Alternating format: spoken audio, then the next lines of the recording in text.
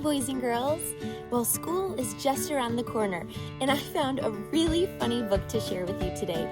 It's one of my kids' favorites, and when they were little, they used to ask me to read it to them over and over and over, and I love it because it's a book that doesn't have a lot of words in it, but you can get such great meaning out of the illustrations.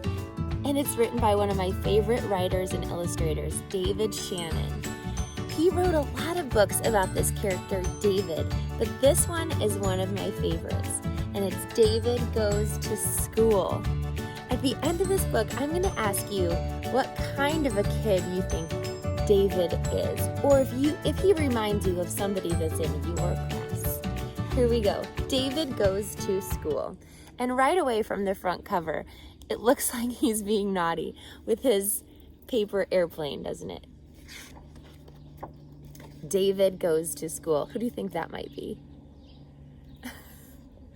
The teacher with her arms crossed. What does that body language say? The way that David Shannon drew her. Is she happy with David's performance and behavior in school? David's teacher always said, "No, David, no yelling, no pushing, no running in the halls." David, you're tardy. That means he was late to class. Look at that little face. Sit down, David. Don't chew gum in class. David, raise your hand.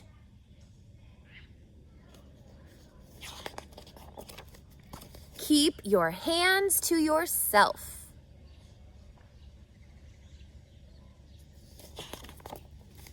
Pay attention.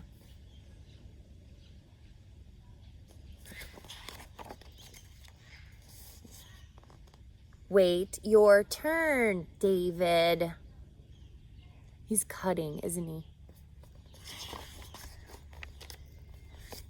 I don't care who started it. Oh, no. David, recess is over.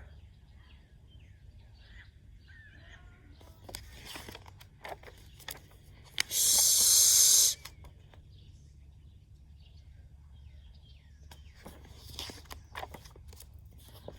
Again? What does he have to do? Go to the bathroom?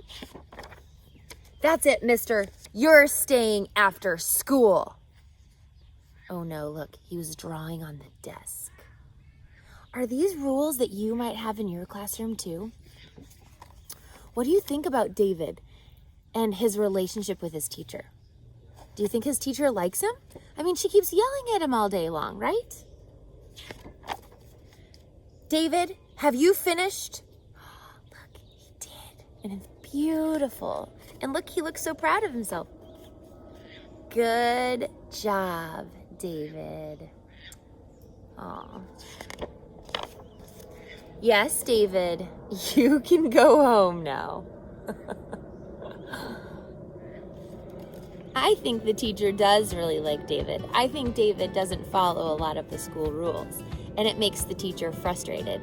But did you see that at the end, how she was patting his head and saying, "Good job, David." You do have to have rules in school, don't you? It just makes life easier for everybody. And it's a good idea to follow those rules. But when you have a character like David, he sure makes it interesting. So what kind of a character do you think David is? Why don't you check out another one of these David books from the library, and you can see if you're right. See if he's the same character at home that he is at school. Boys and girls, enjoy these last few weeks of summer, and I will see you soon.